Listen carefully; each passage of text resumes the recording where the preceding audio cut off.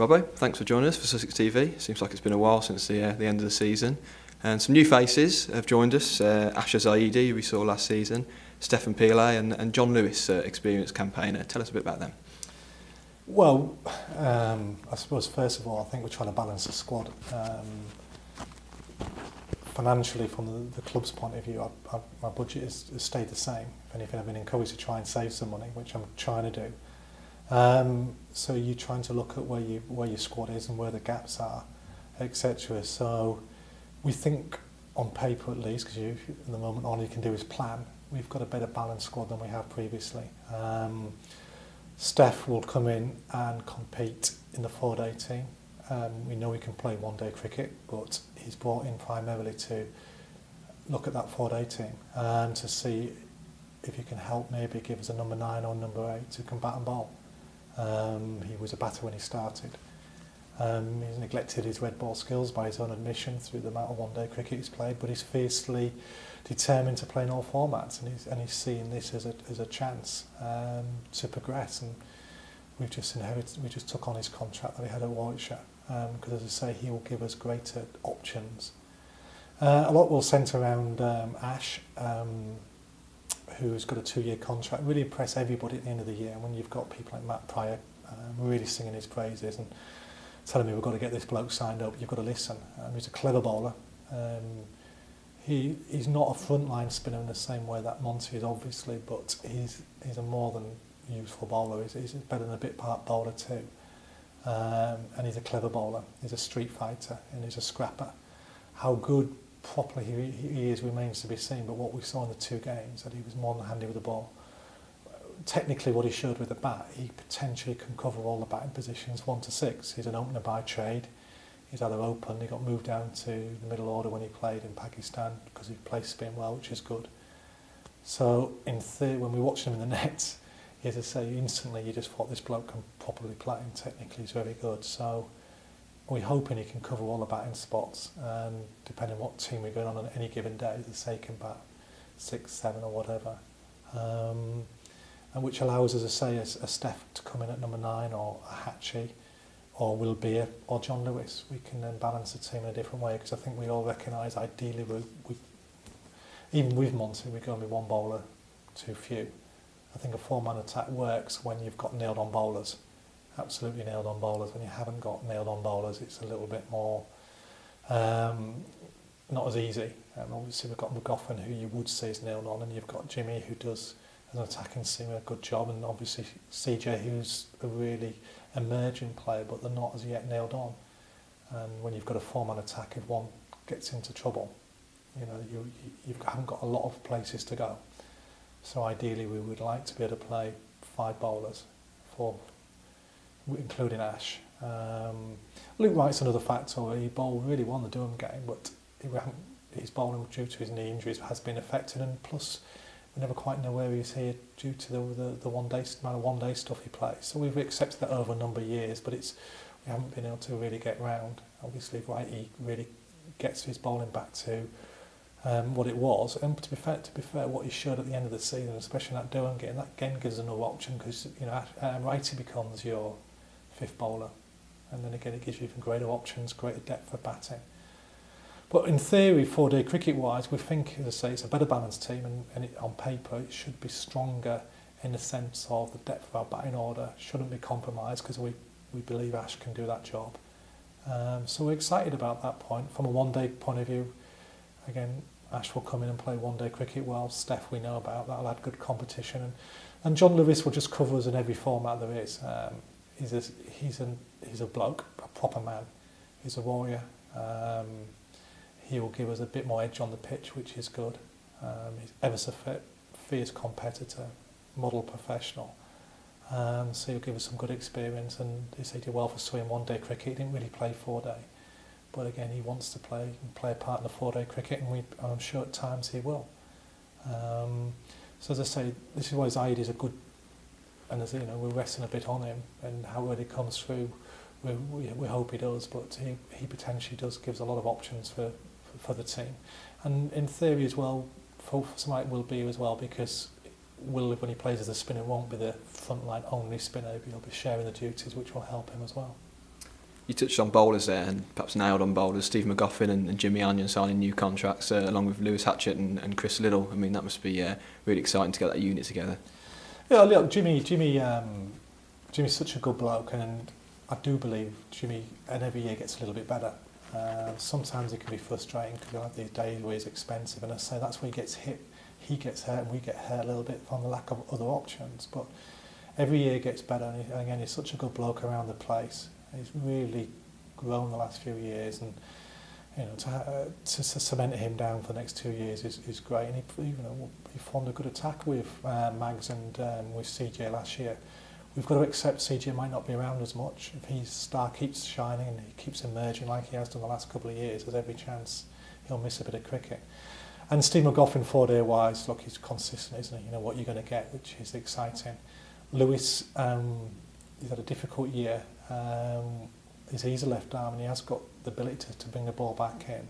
He needs to find some consistency, but we saw enough last year that we believe, especially if he can get fully fit, he can really be a player for the future. Lids is fiercely determined to play 4-day as well, so we feel we've got enough options there. We'd like to bring one more in. We'd like to bring somebody in to play 1-day cricket on the bowling front to give us a bit more, one, cover and two, depth options. You spoke about the balance of the side there. Arguably next season that might be more important than ever with the new format and the fixtures out this week. Have you got any early thoughts on the fixtures? Yeah, look, I think until you do anything, you don't really know how you're going to pan out. We'll plan to try and cope with the fixtures and to make them work to our advantage. One thing I've learnt in county cricket especially, things happen that you just can't cater for. A player might get called up you weren't expecting. You might get a player back given to you that you weren't expecting to an injury. So you've got to have enough options to cover. Luke Wright is always one. You have to budget that Luke Wright's going to be here, but you have to plan that he's going to miss chunks. And so now I'm beginning to think like that for CJ as well. You've got to budget as if he's here, but you've got to sort of plan what would you do if he starts to miss some cricket, and that's where someone like John Lewis comes in, because it gives you options and cover, and on his own right can play. So look at the fixtures, and the challenge will be on a Wednesday we will finish a 4-day game, and if by the nature of the competition now a lot of those players will be the same players, you're going to play on a Friday. So do you give the players a complete day off? Do you bring them back in to learn about the opposition for Friday and to practice a different set of skills that they need for 2020 on a Friday? Or do you say give them the time off, and then you'll play the Friday night game, finish late, 10:30. On a day-night game, you generally don't switch off because the boys will be quite wired with adrenaline, etc. Don't get to sleep till 1, 2, and again you're into the Saturday. Do you give them a time off? If it's a travelling day, you've got no choice. They're travelling, they're up. Or do you, as I say, if it's a home game, do you bring them back in to get ready and prepare for the 4-day game and to get things calm and look at the opposition again? So this is going to be a challenge for the coaches and the players. When do we give them space? We've got couple of blocks, June and July. June and August is going to be quite difficult just because we're giving 2 away games, in one in each month, on the back of a day-night game. And again, as I just said, day-night games, you don't really get to sleep, finish till 1, 2, and then you've got a big travelling day to Durham or to Scarborough. And coach, you can look at, but it just prolongs the journey. So we're going to have to be creative and thinking how we manage that really. The Outground festivals are on there, Arundel and Horsham. Horsham subject to confirmation. Have you got any news on that?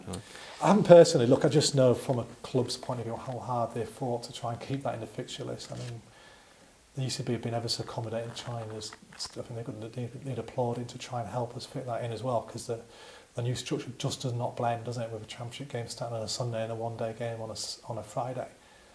So we've got it in for this year, and especially with Horsham, that does need the local community, the business community, to get behind it and support that festival and give it some oomph and some sponsorship, because it'd be such a shame if it was to lose out, because I go there with my daughter to Horsham and I've seen the millions of kids that play, I see how well it supports our second team. It's a lovely, great club that we need to keep alive with the festival. Arundel, obviously, its beauty and its historic nature speaks for itself, but both of them need support, but we need to say Horsham especially needs that community and that local support to keep it going. Just looking forward to pre-season as well. Recent announcement that you'll be leading the England Lions tour to Sri Lanka. You must be looking forward to that. And obviously, how will it affect the pre-season preparations here? Well, selfishly, the best, if I was going to miss a month, it'd be February, because we take 10 of the players to sunnier climates in February with Mark Davis, so they'll be away. And obviously half terms in that's the indoor school, which is the only facility we can use. In the winter here is closed for half term, and it's obviously a short month anyway, so it's the best month for me to miss, if anything. And obviously Davo, Mark Davis, Cal Hopkinson, Jason Swift, obviously we were appointed as a coach stroke analyst, will help. Keith Greenfield, but selfishly from my own, it's fantastic because it's a stimulus, and I did a couple of days, 2 or 3 days before, 2 or 3 weeks ago, and it gives you a stimulus, and why wouldn't it when you're working with different players, you're out your comfort zone, and you're working with different support staff, and that day it was Rampakesh and Thorpe and people like that, and Bruce French, so you're bouncing ideas and you're hearing how they speak and their philosophy on coaching and batting, so it's a stimulus, and you hopefully bring that back to an environment, and everything grows because of it. We touched on England there, and obviously recently the news this week about Jonathan Trott returning home from the Ashes tour. I mean, that just shows you how sort of punishing cricket can be around the world, isn't it? Yeah, and professional sport. I'm not an expert at all, but obviously what we've had with yards, I've got some knowledge now. And one thing yards, and you're hearing Marcus Trescothick speak the other day. Mental illness, depression, whatever it is, it doesn't. It can touch anybody, can't it, from any walk of life, whether you're a professional sportsman or not a professional sport, whether you work on the streets or whether you, as a teacher, if it gets you, it hits you, and it's an illness, and it needs to be respected and be understood as best we can. But there's certain things which obviously exaggerate it, don't you? And my worry at times for players, when I look at that schedule and that little period of there, it's when they get downtime, when they get a time to switch off, and it's from a sportsman's point of view, it's that constantly being judged, and again, no matter what a person gets paid or doesn't get paid, it becomes irrelevant if they're feeling under pressure, stressed, and other factors, illness starts to come in. So it's a shame, and from a cricketing point of view, we've had 3 high-profile players now, haven't we? Had to leave international tours, and I know England are fantastic at trying to support their players, and they take it very seriously as well, and they give great support to yards, and especially when it happened. But the game of cricket as a whole has to be to constantly look at ways we can try and help support, and ways we can take away risk. There's a few players around at the moment still here, obviously some are around the globe playing cricket. Are they just working on sort of basic skills now before they ramp up to pre-season? Yeah, the physical element kicks in. That kicked in November, and then we've got, as you say, 1 or 2 players who want to work on specific technical things. Unless they're really working something technically they want to change, we leave them alone until January, really, on the cricket skill-wise. Someone like Will's in all the time. He's making a couple of changes, which is looking really exciting. We're always doing the same. So that's because they've got something specific they want to work on. Because obviously the winter is the time when you're not playing games, so you can make changes. It's hard to sometimes make interventions in our English summer because we play so much, and you need to sort of test and be away competition to do those. So pre-Christmas is change. After Christmas, you're starting to build up again.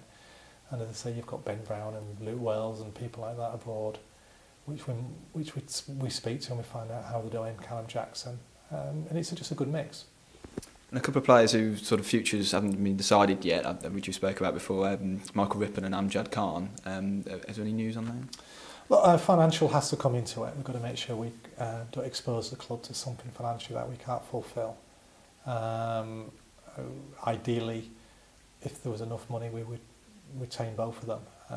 Amjad's slightly different because there's an injury. Obviously, wasn't able to play at all last year, and he missed the last third of the summer as well.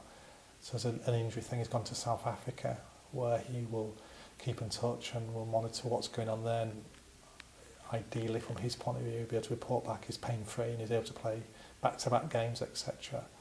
And then if we have some budget available, we would love to keep Amjad with us. So that's not a definite yet, whether we'll be able to, obviously, whether Amjad comes back and reports a clean bill of health, and secondly, whether we have the budget to be able to support it.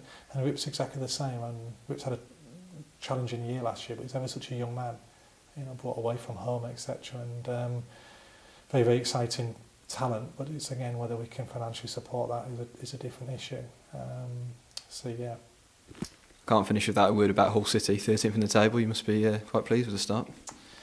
Yeah, and then we lost to Luca, didn't we? We're a little bit one player reliant. Luca, Brady, there's only a couple of players that can go past people. So I fear as we get into the cold, the hub of the winter, we could be fearing the worst as a downward spiral might set in. Big game Saturday, Sunday, Liverpool.